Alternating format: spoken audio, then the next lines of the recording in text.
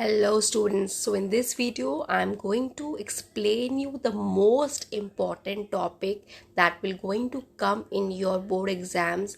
So just do make sure that you watch the complete video because this topic will definitely going to come of 6 marks in your board exam.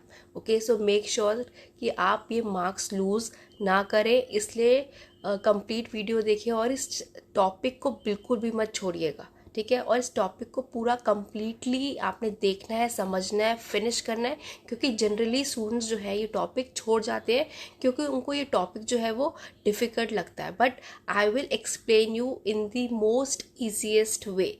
Okay, the topic is trading on equity. ये बहुत important topic है financial management का, जो 6 marks का question आता है capital structure में से, तो उसका ये पार्ट है। तो इसलिए ये करना बहुत ज़रूरी है बिकॉज ये बहुत स्कोरिंग टॉपिक है और 6 मार्क्स का जनरली ये क्वेश्चन आता ही आता है। ठीक है, इस क्वेश्चन आना ही है, तो इसलिए ये टॉपिक नहीं छोड़ेंगे। Will explain you the numerical also how you have to do it. Okay, अगर हम बात करें कैपिटल स्ट्रक्चर की, कैपिटल स्ट्रक्चर क्या होता है? कैपिटल स्ट्रक्चर का मतलब होता है कि हमें बिजनेस को चलाना है और बिजनेस को चलाने के लिए हमें उसमें पैसा चाहिए। तो पैसे की रेशियो कितनी डेट की होती है और कितनी इक्विटी की होती है, उन दोनों को मिला करके कैपिटल स्ट्रक्चर बनता है। दैट मीन्स कितना प्रोपोर्शन डेट का होगा और कितना प्रोपोर्शन हमारा इक्विटी का होगा बिजनेस को चलाने के लिए, वो होता है हमारा कैपिटल स्ट्रक्चर। ठीक है, अब कैपिटल स्ट्रक्चर में दोनों होते हैं, इक्विटी भी होता है और डेट भी होता है। तो जो डेट का प्रोपोर्शन होता है पूरे कैपिटल में, जो डेट का प्रोपोर्शन होता है उसको हम बोलते हैं फाइनेंशियल लिवरेज। ठीक है, दैट मीन्स इक्विटी हटा के जितना भी प्रोपोर्शन हमारा डेट रह जाता है, जो प्रोपोर्शन सिर्फ डेट का है, उसको हम बोलते हैं फाइनेंशियल लिवरेज। अब फाइनेंशियल लिवरेज का क्या इम्पैक्ट पड़ता है बिजनेस पर, ये हम जानेंगे एनालिसिस से, अर्निंग पर शेयर एनालिसिस। ठीक है, जो अभी हम पढ़ने वाले हैं थ्रू अ न्यूमेरिकल। ठीक है, तो हम वो पूरा सॉल्व करके देखेंगे। अगर हम जब ज़्यादा डेट लेते हैं तो क्या अर्निंग पर शेयर बढ़ता है? ठीक है, अब हमें ये जानना है कि फाइनेंशियल लिवरेज से क्या इम्पैक्ट पड़ता है बिजनेस की प्रॉफिटेबिलिटी पर।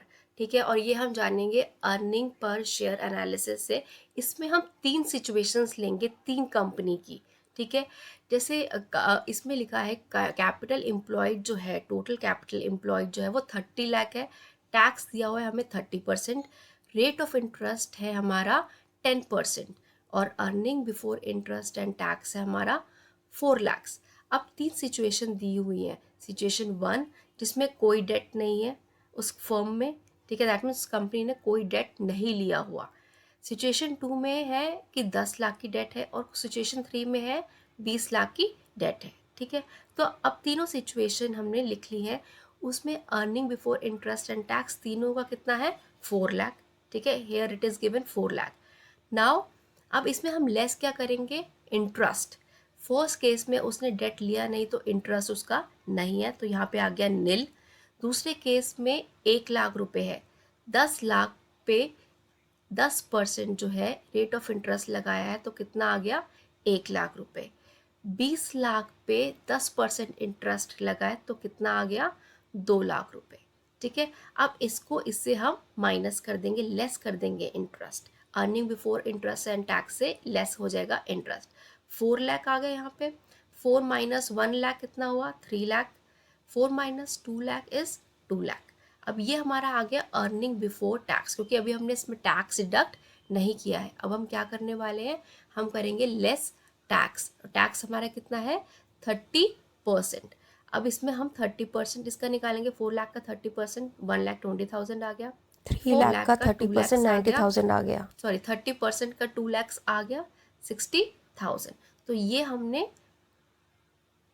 टैक्स कैलकुलेट कर लिया है। अब हमारा अर्निंग आफ्टर टैक्स जो आया है दैट इज, अब हमने 4 लैक्स में से 1,20,000 माइनस किया तो 2,80,000 आ गया। 3 लैक्स में से 90,000 गया तो 2,10,000 आ गया। 2 लाख में से 60,000 गया तो 1,40,000 आ गया, और ये हमारा सारा क्या आया है, अर्निंग आफ्टर टैक्स, क्योंकि हमने इसमें लेस टैक्स किया है। I hope it is clear to everyone till now. अब आप इसमें देखोगे number of shares at the rate of 10, 10 है फेस वैल्यू। अब टोटल कैपिटल एम्प्लॉयड हमारी कितनी थी, 30 लाख थी, राइट। तो 30 लाख डिवाइडेड बाय 10 कितने आ गया, दैट इज 3 लाख शेयर्स आ गए हमारे। अब इसमें इस केस में कितना था, डेट था 10 लाख। अब कैपिटल स्ट्रक्चर हमने क्या पढ़ा था कि कैपिटल स्ट्रक्चर होता है बोरोड फंड और इक्विटी का मिलाकर के हमारा कैपिटल स्ट्रक्चर बनता है, दैट इज कैपिटल एम्प्लॉयड बनती है। अगर इसमें सिचुएशन 2 में डेट 10 लाख है तो 30 माइनस 10 कितना बच गया, 20 लाख। तो 20 लाख हमारी क्या आई, शेयर्स, इक्विटी आई, ठीक है। इक्विटी आई हमारी अगर 20 लाख, 20 लाख डिवाइडेड बाय 10 कितने नंबर ऑफ शेयर्स हो जाएंगे, दैट इज 2 लाख, है ना। अब अगर हम 1 लाख की बात करें, ये कैसा आया, इसमें हमारा डेट कितना था 20, टोटल कैपिटल एम्प्लॉयड कितनी थी 30 लाख, सबकी सेम है, ठीक है। अब इसमें लेकिन डेट कितना है 20 लाख, तो 30 में से अगर 20 लाख डेट है तो इक्विटी कितनी बचेगी, शेयर्स कितने बचेंगे 10, ठीक है। 10 लाख बच गया। अब 10 लाख डिवाइडेड बाय 10 कितना हुआ 1 लाख, ठीक है। तो ये आ गए हमारे नंबर ऑफ शेयर्स। अब हम निकालेंगे अर्निंग पर शेयर। अब अर्निंग पर शेयर हम कैसे निकालते हैं, जो अर्निंग आफ्टर टैक्स आया है हमारा divided by number of shares, ठीक है। तो नंबर ऑफ शेयर्स हमारा निकालने का मतलब ही यही था, क्योंकि हमें अर्निंग पर शेयर हम तभी निकाल सकते हैं अगर हमारे पास नंबर ऑफ शेयर्स होते हैं, ठीक है। अब अर्निंग पर शेयर कैसे आया, 2,80,000 divided by 3 lakhs, 2,10,000 divided by 2 lakh, 1,40,000 divided by 1 lakh. तो हमने जब इसको सबको किया तो कितना आया हमारा अर्निंग पर शेयर, इसका आया 0.93, 1.05, 1.40। अब अगर आप ये वाला केस देखोगे तो इस केस में हमने सबसे ज़्यादा डेट था, ठीक है। इसमें तो था ही नहीं फर्स्ट केस में, इसमें था 10 लाख, इसमें था सिचुएशन 3 में था 20 लाख, सबसे ज़्यादा इस केस में था। तो अगर जिस केस में हमारा डेट ज़्यादा हम लेते हैं उसमें अर्निंग पर शेयर जो है हमारा ज़्यादा आया है, ठीक है। तो जब भी डेट ज़्यादा होता है अर्निंग पर शेयर ज़्यादा आता है, लेकिन एक कंडीशन जो है वो सेटिस्फाई होनी चाहिए। वो कंडीशन क्या है, वो बहुत इम्पॉर्टेंट कंडीशन है कि हमारा रिटर्न ऑन इन्वेस्टमेंट ज़्यादा होना चाहिए रेट ऑफ इंटरेस्ट से, ठीक है।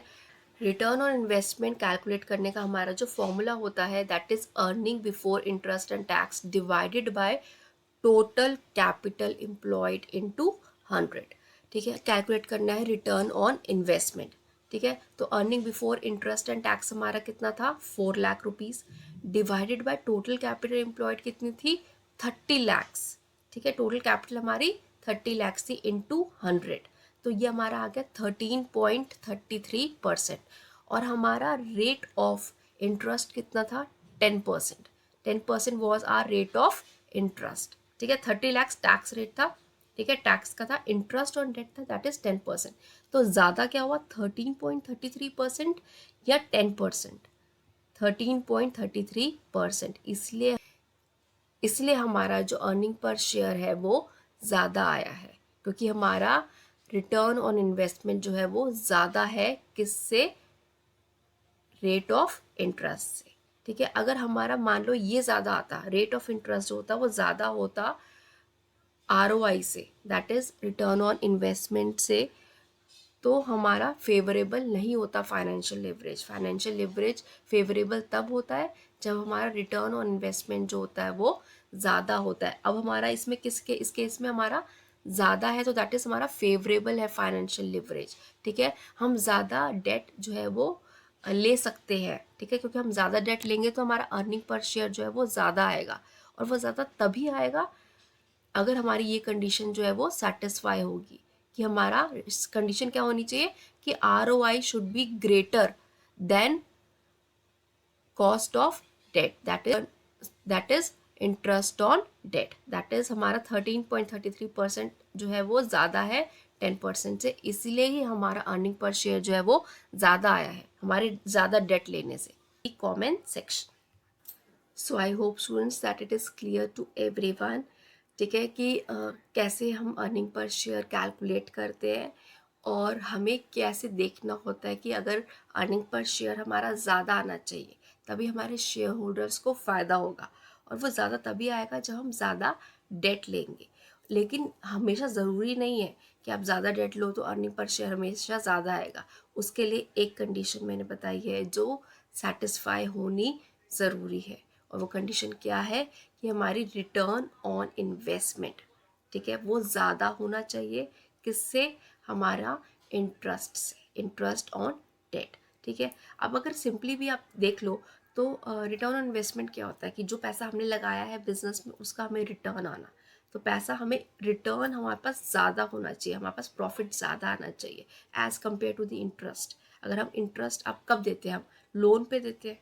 अगर मान लो, अगर हम लेमैन लैंग्वेज में बोले तो हमने लोन लिया है तो हमने उसका इंटरेस्ट हम दे रहे हैं, तो वो अगर हमारा कम होगा और जो हमें पैसा आएगा वो हमारा ज़्यादा होगा, तभी हमें प्रॉफिट जो है वो ज़्यादा होगा। ठीक है, सो इन सिंपल वर्ड्स, ठीक है, रिटर्न ऑन इन्वेस्टमेंट हमारे पास ज़्यादा होना चाहिए इंटरेस्ट ऑन डेट से, तभी हम ज़्यादा डेट जो है वो ले पाएंगे और हमारा अर्निंग पर शेयर जो है वो इंक्रीज हो पाएगा, और उसे हम कहते हैं फेवरेबल फाइनेंशियल लिवरेज। ठीक है, ट्रेडिंग ऑन इक्विटी क्या होती है? ट्रेडिंग ऑन इक्विटी होती है कि हम शेयर होल्डर्स की वेल्थ को, प्रॉफिट को बढ़ाते हैं, मैक्सिमाइज करते हैं by using more of debt, और वो हम तभी करते हैं जब हमारा फेवरेबल फाइनेंशियल लिवरेज होता है। ठीक है, so I hope it is clear to everyone. ठीक है, अनफेवरेबल फाइनेंशियल लिवरेज में क्या होता है कि हमारा इंटरेस्ट ऑन डेट जो होता है वो ज़्यादा होता है। मान लो हमारा 15% है इंटरेस्ट ऑन डेट और हमारा 13% है ROI जो हमने कैलकुलेट करी है। ठीक है, तो अगर वो 12% है और इंटरेस्ट हमारा 15% है तो ज़्यादा क्या हुआ? हमारा इंटरेस्ट। इस केस में अर्निंग पर शेयर हमारी कम आएगी, चाहे हमने डेट ज़्यादा यूज़ करा है तो भी, क्योंकि हमारी कंडीशन सेटिस्फाई नहीं है। और वो कंडीशन क्या है कि हमारा ROI, रिटर्न ऑन इन्वेस्टमेंट, ज़्यादा होना चाहिए इंटरेस्ट ऑन डेट से। उस केस में नहीं था, तो इसलिए हमारा अर्निंग पर शेयर कम आया, अनफेवरेबल फाइनेंशियल लिवरेज हुई है। ठीक है, आई होप मैंने सिंपलेस्ट वे में आपको समझा दिया है। अगर फिर भी आपको नहीं समझ आया then please ask me in the comment section.